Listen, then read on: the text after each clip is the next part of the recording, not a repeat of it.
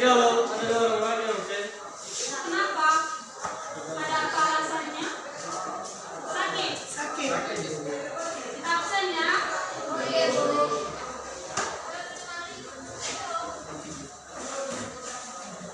Ayo Rahmat Gea. Ada Bu.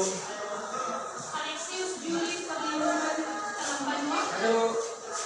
Andrian Saputra Salambanwa. Anita Batele. Anita Windarto. Dewi Murniarto. Sevilla Sakti Rambato.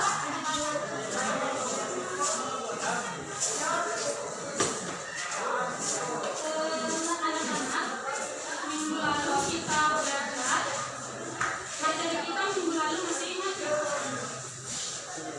Tentang maksudnya kemarin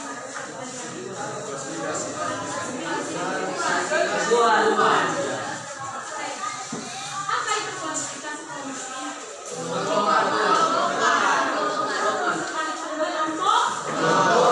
Apa dikelompokkan? Itu salah juga. Sama dan juga.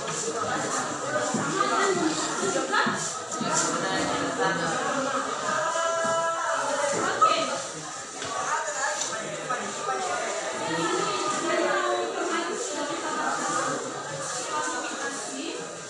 Kita lanjutkan dulu materi kita pada hari ini, yaitu mengklasifikasi juga tumbuhan, terfokus pada tumbuhan paku. Nah,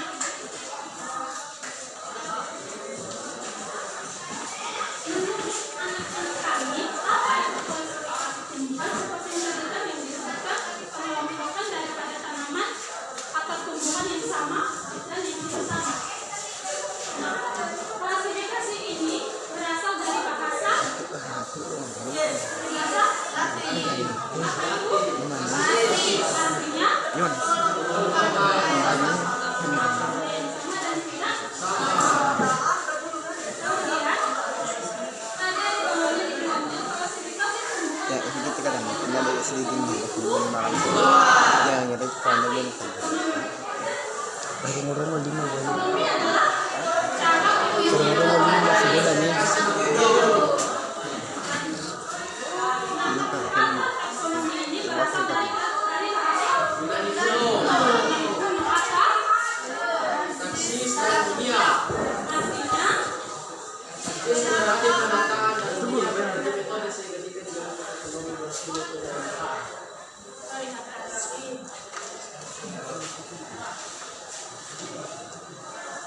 kemudian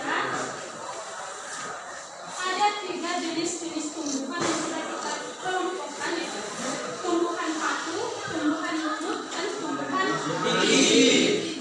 Nah, pada pertemuan pertama kita bahas dulu yang namanya tumbuhan paku.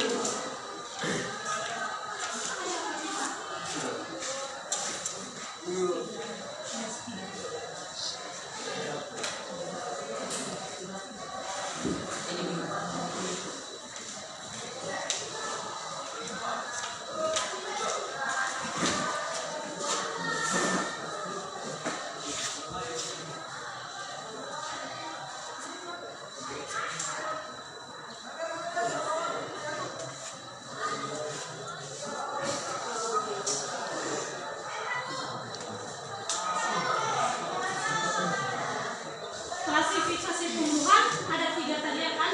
Yang pertama adalah paku.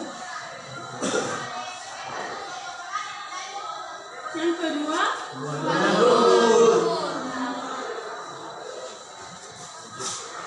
yang ketiga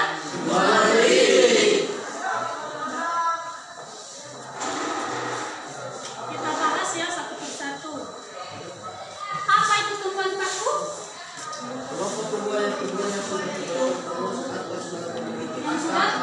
Yang sudah terbentuk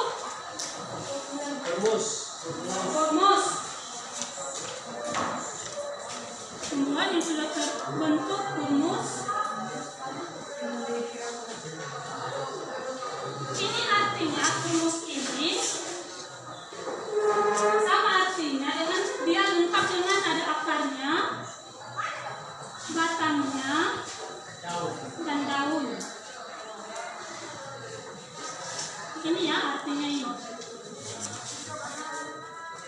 Kemudian tumbuhan paku juga mempunyai ciri-ciri yang pertama.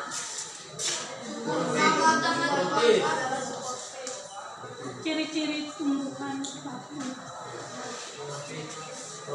Dia memiliki sporofit.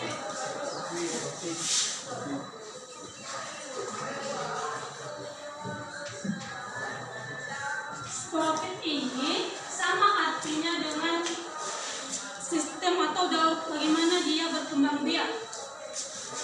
Tumbuhan paku berkembang biak secara sporofit atau disebut dengan spora. Artinya ini dia berkembang biak ini tidak memiliki yang namanya alat kelamin jantan dan betina. Dia berkembang biak secara vegetatif tanpa melibatkan alat kelamin jantan dan betina.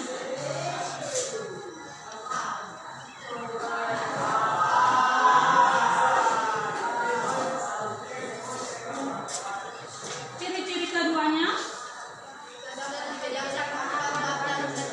ya sudah jelas dia mempunyai akar, batang, daun. Ketiga,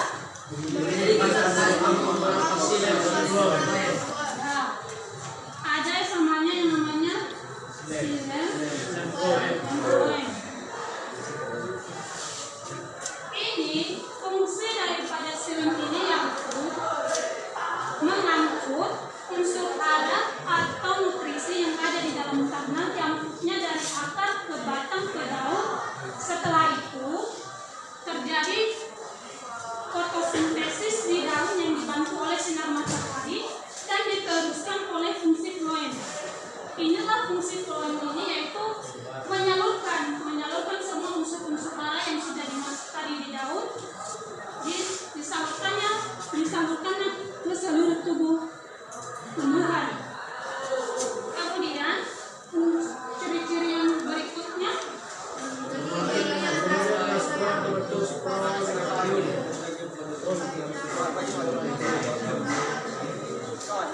dia secara spora, ya seperti yang kakak bilang ibu tadi, berkembang dia secara spora atau vegetatif. Kemudian mengalami metagenesis. Metagenesis yaitu daur hidup yang dialami oleh suatu organisme yang setiap fase tahapnya melibatkan individu lain. Ya. Ini dulu ciri-ciri daripada tumbuhan paku. Kemudian ada di situ namanya strukturnya, juga bukan hanya ciri-ciri fisiologisnya, morfologinya juga yang dilihat. Ada strukturnya, ada 3 yaitu akar, batang, daun. apa yang kita lihat dari batang dari akarnya? Berapa macam akarnya? Memiliki 2 jenis akar sesuai dengan spesiesnya. Kalau fasenya sporofit, berbentuk serabut.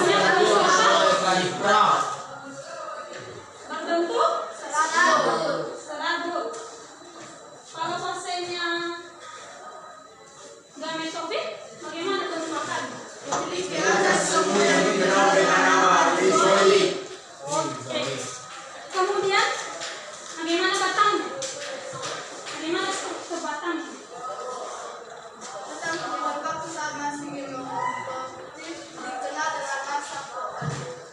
Ya. Kemudian pada daun,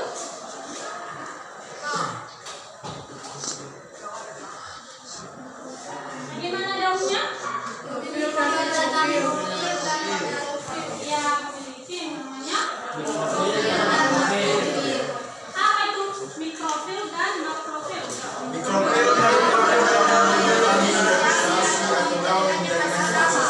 Sedangkan makrofil merupakan daun kutub yang bisa berfungsi untuk fotosintesis. Ya, betul sekali. Kemudian ada manfaatnya.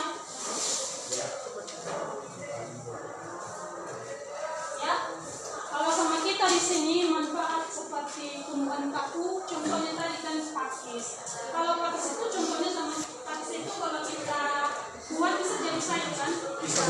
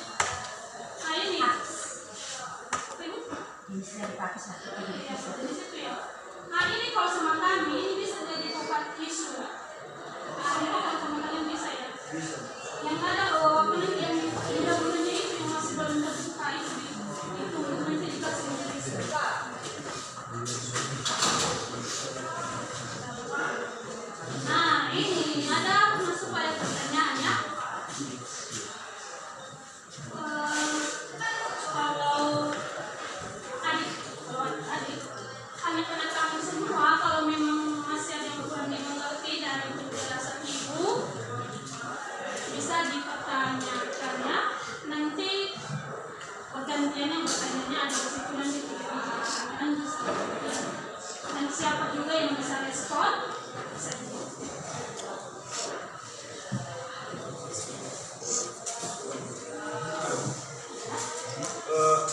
Apakah tumbuhan paku memiliki klorofil? Pasti tentu saja memiliki klorofil. Kalau nggak ada daunnya, nggak mungkin dia mempunyai klorofil. Apa itu klorofil? Seperti yang Kakak Ibu bilang tadi, klorofil itu adalah zat hijau daun. Zat hijau daun bagaimana? Hijau daunnya di daun tanaman memiliki stomata. Nah, di daun inilah yang terjadi yang namanya fotosintesis. Dengan adanya stomata atau daun itu atau zat hijau daun ada fotosintesis, terjadi pemasakan makanan yang dibantu oleh floem tadi menyalurkannya ke seluruh tubuh tanaman. Apalagi? Bagaimana cara terkontrol? Ada yang bisa menanggapi?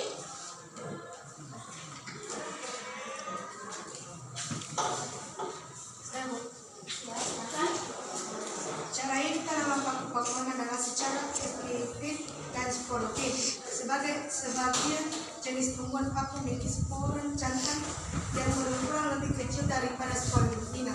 Tidak berbunga, biasanya hidup dengan cara menumpang pada tumbuhan ini. Ya, terima kasih. Dia berkembang biak secara sporofit. Seperti yang Ibu bilang, dia berkembang biak dengan spora atau dalam kutip dia berkembang biak secara vegetatif tanpa melibatkan sel kelamin jantan dan betina. Ya. Masih ada? Ya, silakan. Apa tujuan daun tanaman paku yang masih muda selalu membunuh? Ya, seperti ini kan, daunnya selalu membunuh. Kita heran juga kenapa seperti ini.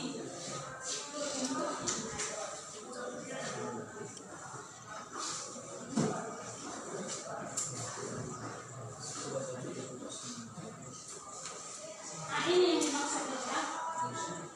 Yang di dalam ini, yang masih belum terangkat. Apa tujuannya?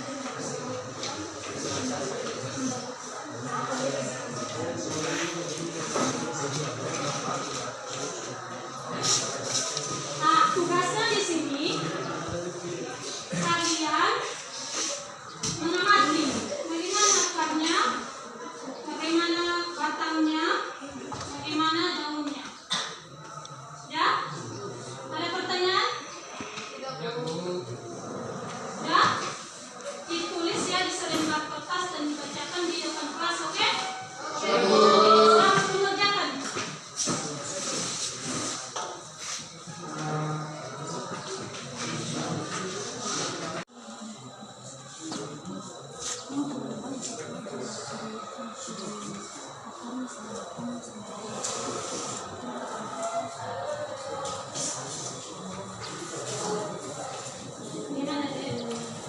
Gimana akarnya? Gimana akarnya?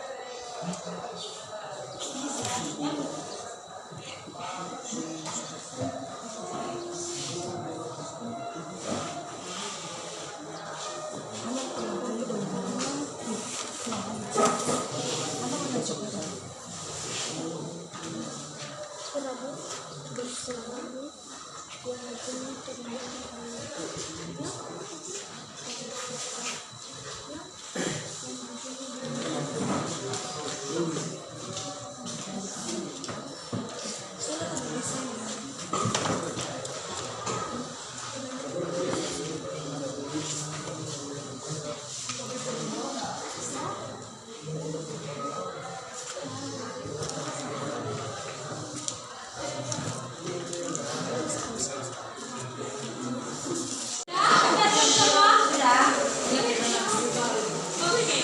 Kita tampilkan dulu kelompok pertama ya. Kepada yang namanya? Bella, dipersilahkan.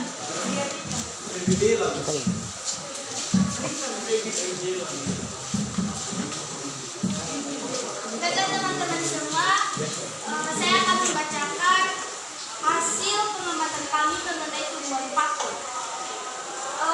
Bentuk tumbuhan paku ini adalah berbentuk serabut yang ujungnya terlindungi oleh panitra akarnya.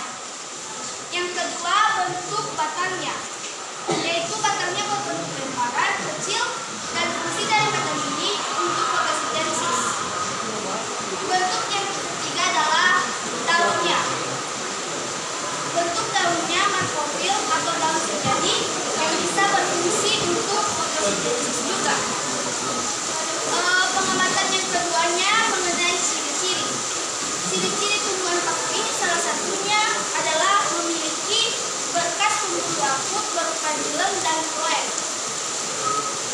Manfaat tumbuhan paku bisa untuk tumbuh hijau seperti tanaman azolla yang bersimbiosis dengan Anabaena azolla. Ada juga yang bisa dimanfaatkan sebagai sayuran seperti pakis dan daun semanggi. Sekian dan terima kasih. Oke, tepuk tangan ya. Bagaimana? Kelompok lain? Yang kalah dengan kelompok yang satu.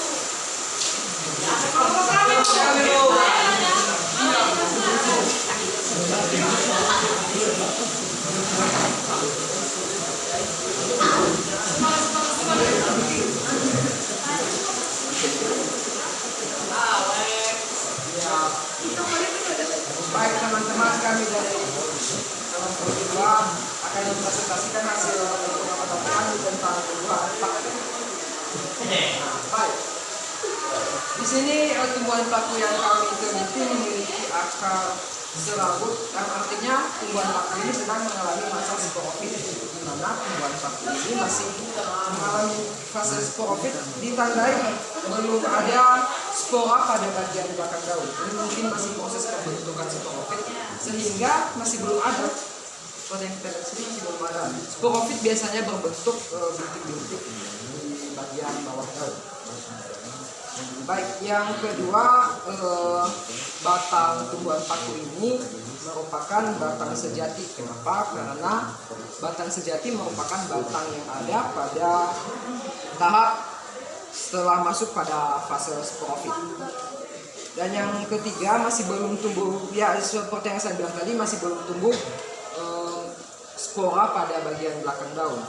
Dan yang terakhir, di tumbuhan paku ini masih belum ada tumbuhan muda yang menutup, yang menggulung. Artinya tumbuhan paku ini masih belum ada tunas atau daun kecil yang ada di bagian.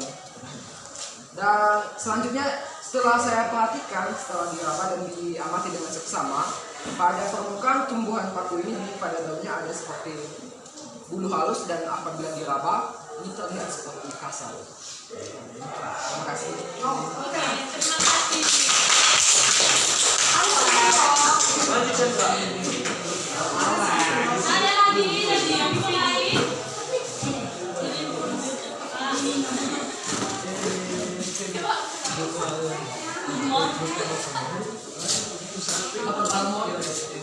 Baik, kami dari kelompok 1 akan presentasikan hasil pengamatan kami tentang tanaman paku.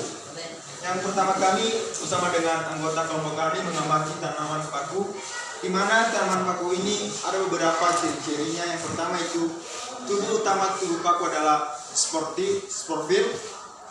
Akar batang daunnya memiliki berkas pembuluh angkut berupa xilem dan floem, mengalami metagenis, berkembang baik dengan spora yang berbentuk pada sporagium, letaknya ada di permukaan petral atau ketiak daun. Teman kami tadi sekelompok menyadari kenapa sih tanaman paku ini tidak memiliki bunga? Ya karena tumbuhan paku cara tumbuhannya secara vegetatif atau tidak melibatkan sel jantan dan betina. Makanya tumbuhan paku ini tidak dapat memiliki bunga.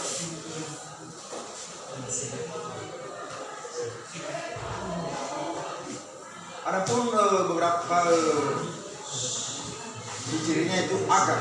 Berdasarkan dengan penelitian kami, tumbuhan paku memiliki 2 jenis akar sesuai dengan fasesnya. Yang pertama itu fases sporofit atau paku berbentuk serabut yang kayak gini, membentuk serabut, ujungnya berlubang oleh kaprita. Akar yang kedua akar rhizoid. Akar ini juga dapat ditemukan di lumut.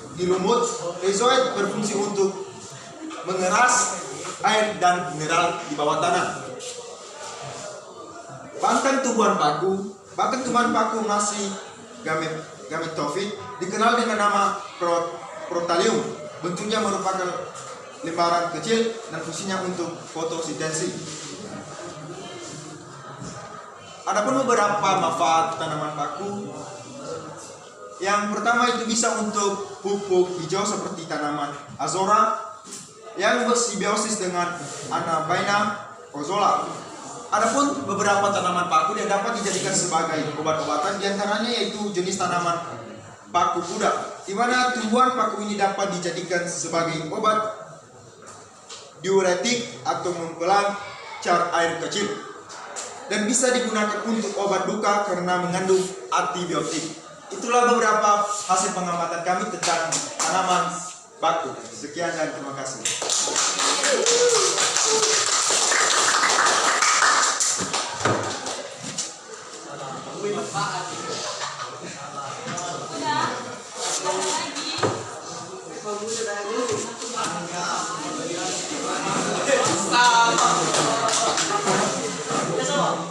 Baik teman-teman, kami dari kelompok 4 mendiskusikan tentang tumbuhan paku.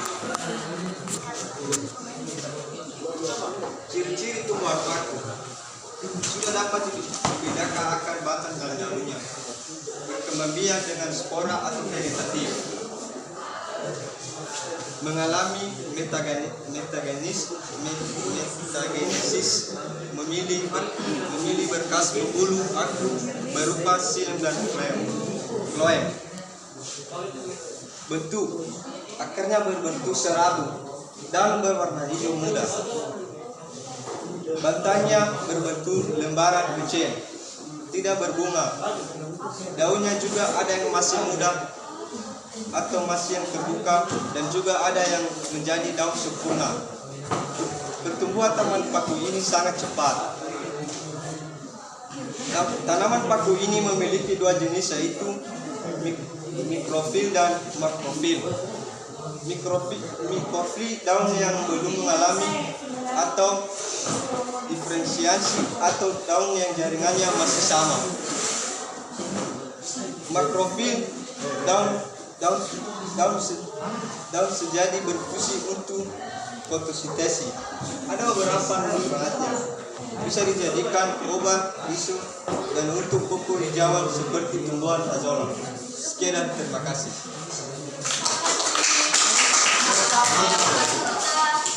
Terakhir ya, pasti ini lebih pas dari sebelumnya. Mari kami akan menjelaskan hasil pengamatan kami dari kelompok 5. Ciri-ciri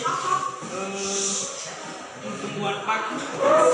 Akarnya berbentuk serabut, daunnya berwarna hijau, batangnya berbentuk lebaran kecil, tidak berbunga, daunnya ada yang masih muda dan ada yang masih belum terbuka.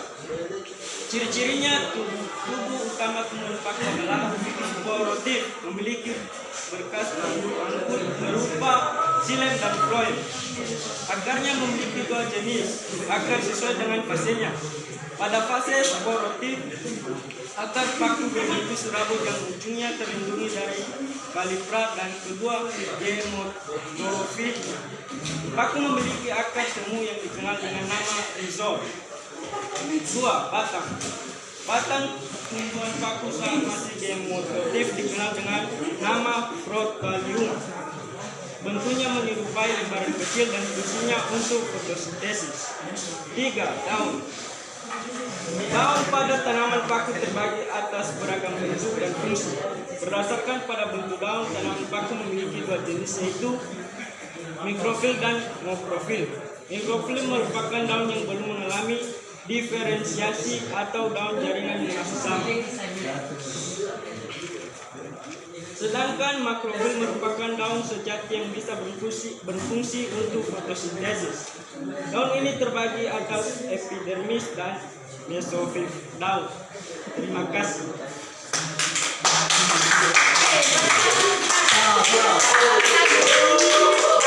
Kemudian ya.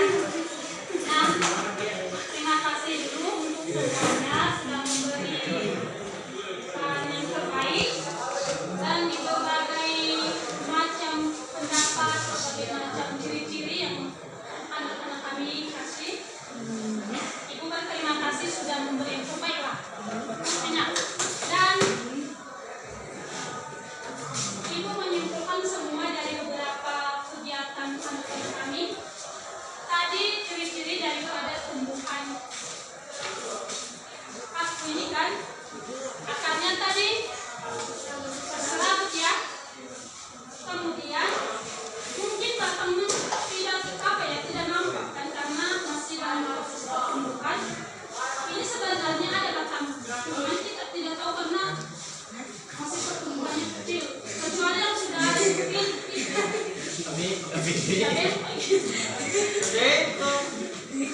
kemudian dia mempunyai daun. Daunnya dia mempunyai spor, cuman tidak nampak.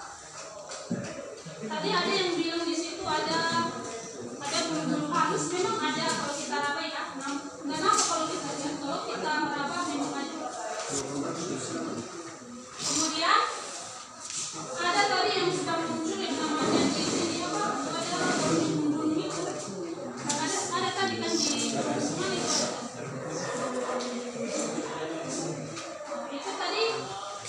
Itu tadi kita bilang kenapa tujuannya, apa tujuan daripada itu?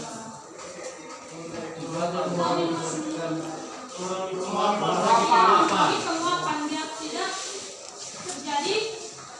terjadi kelebihannya. Mungkin itu saja dengan materi kita pada pagi hari ini, dan minggu depan kita akan melanjutkan pada materi lumut, tumbuhan lumut. Karena ada tumbuhan lumut kan? Tolong dibaca-baca di rumah atau di hasil punya bagaimana itu tumbuhan lumut, apa-apa aja fungsi daripada tumbuhan lumut, ciri-cirinya, dan bagaimana juga apakah dia bermanfaat bagi kita atau tidak. Itu yang tugas di rumah minggu depan kita lanjutkan dan kita presentasikan seperti yang kita lakukan pada hari ini. Mungkin itu saja yang bisa Ibu sampaikan, dan Ibu ucapkan terima kasih. Selamat pagi. Yau.